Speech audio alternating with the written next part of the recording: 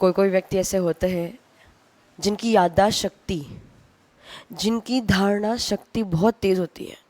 वो छोटी छोटी बातों को बहुत जल्दी कैच कर लेते हैं और कैच करके अपने स्टोरेज में फिट कर लेते हैं। तो ये ऐसे व्यक्ति जो होते हैं ना, उनको हम इंटेलिजेंट कहते हैं, ब्रिलियंट कहते हैं, उनको धार्मिक दृष्टि से ज्ञानी कहते हैं।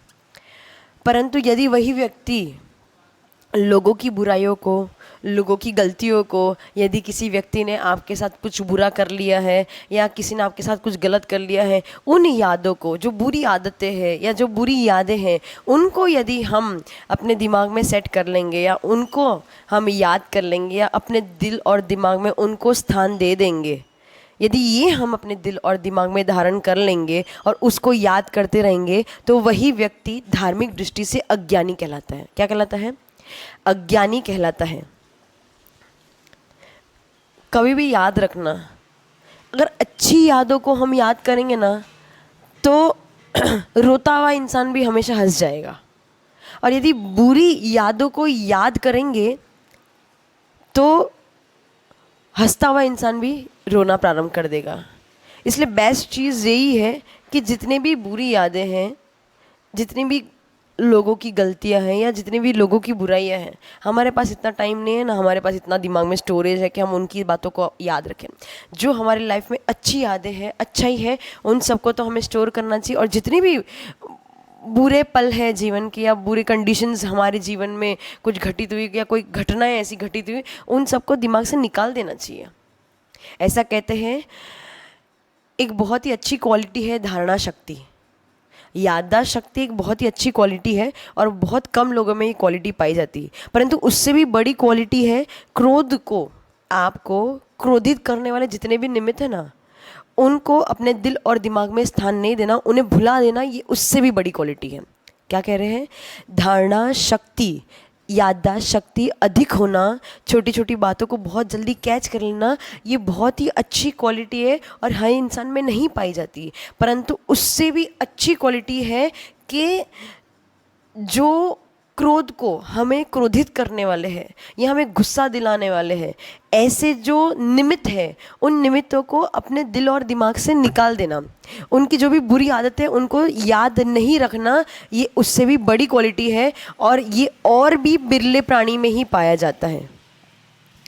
इसीलिए हमेशा याद रखना, कहना अपने पास क्या है, ये स्टोरेज जो है ना वो बहुत कम है, ये ब्रेन जो है ना बहुत कम है, उसमें यदि आपको अच्छी चीज़ें स्टोरेज करनी है तो ये जो बुरी चीज़ें हैं ना उनको साइडवेज करना बहुत ज़रूरी है। और यदि हम बुरे लोगों की बुरी हरकतों को या किसी व्यक्ति की, जिन व्यक्ति ने हमारे साथ कुछ बुरा किया है या हमें क्रोधित कर दिया है या हमारे साथ कुछ भी बुरा किया है जो हमारे साथ नहीं होना चाहिए था, यदि ऐसा कुछ किया है तो ऐसी बुरी चीज़ों को, देखो उस व्यक्ति को दिल से मत निकालना, कि कभी व्यक्ति बुरा नहीं होता है। हमारा समय बुरा है, वो सिचुएशन बुरी थी, वो कंडीशन बुरा था, इसलिए उससे वो हो गया और हमारे लिए बुरा हो गया। परंतु व्यक्ति बुरा नहीं था, वो चाहता नहीं चाहता वो अलग बात है, परंतु कभी व्यक्ति बुरा नहीं होता है। हमारा समय बुरा है, कंडीशंस बुरे थे, सिचुएशन बुरा था, इसलिए हमारे साथ बुरा हो गया।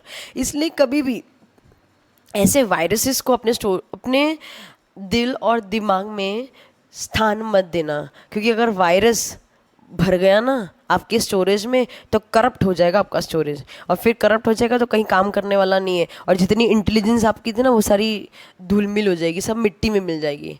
इसलिए सबसे बेस्ट है, यदि किसी व्यक्ति ने कुछ तुम्हारे साथ बुरा किया है, यदि किसी व्यक्ति से कोई गलती हुई भी है, यदि कोई व्यक्ति ना चाहते हुए भी आपके साथ बुरा कर गया है, किसी व्यक्ति की वजह से आपके साथ कुछ हो गया है, तो वो सारी सिचुएशन, सारी कंडीशंस को डिलीट कर देना। डिलीट कर देना मतलब उन चीज़ों को अपने दिमाग में स्थान मत देना, उन चीज़ों को दिमाग में स्थान नहीं। हाँ, उस व्यक्ति की जितनी भी अच्छाई है ना उसको अपने दिमाग में स्थान देना, क्योंकि अगर अच्छाइयों को स्थान दोगे तो तुम भी उसके जैसे अच्छे बनने की कोशिश करोगे। यदि बुराइयों को स्थान दोगे तो तुम्हारा दिमाग बस बुराइयों में ही लगा रहेगा और सारी अच्छाई तो साइडवेज हो जाएगी और पूरे दिल और दिमाग में, पूरे शरीर में बुराई भर जाएगी। और यही है उत्तम क्षमा। यदि किसी व्यक्ति ने गलत किया है तो उसकी गलती को दिल में स्थान नहीं देना, उसका मतलब ही ये है कि हमने उसको क्षमा कर दिया है, हमारी उसके प्रति कोई बैर भाव नहीं है। क्योंकि हम भी जानते हैं हमसे भी गलतियाँ होती है, तो निश्चित है कि सामने वाले से भी गलतियाँ हो सकती है, तो इट्स ओके। सारे यहाँ पे जितने भी हैं सब इंसान हैं और गलतियाँ इंसान से ही होती है। यदि गलतियाँ नहीं होती तो भगवान नहीं बन जाते। इसलिए समझ लो कि जितने भी लोग अपने आसपास रह रहे हैं, कोई गलत कोई नहीं है, बस उसका समय अथवा हमारा समय गलत है, इसलिए हो गया जो हो गया सो हो गया, उसे जाने दो, लेट इट गो, उसे छोड़ दो, उसे दिल पे मत लगाओ। और उसे छोड़ दोगे तो समझ लेना तुमने उस व्यक्ति को क्षमा कर दिया और उस व्यक्ति के साथ में तुमने अपने आप को भी क्षमा कर दिया। कि यदि तुमने उस व्यक्ति को क्षमा नहीं करता तो उसकी जो बुराइयाँ थी या उसके प्रति का जो आपका बैर भाव था या उसके प्रति का जो आपका गुस्सा था, आप उसको अपने दिल और दिमाग में स्थान देते। और जब उन चीज़ों को जब दिल और दिमाग में स्थान देते ना, तो अच्छी चीज़ जो है वो सब बाहर की तरफ निकल जाती है, वो सब बाहर चली जाती है और बुराइयाँ ही रह जाती है आपके पास। इसलिए समझ लेना कि यदि आप किसी और को क्षमा कर रहे हो, यदि आप किसी और को उत्तम क्षमा कर रहे हो, तो समझ लेना आपने स्वयं को भी उत्तम क्षमा कर लिया है। और 10 लक्षण पर्व में ये पहला दिन इसी कारण है।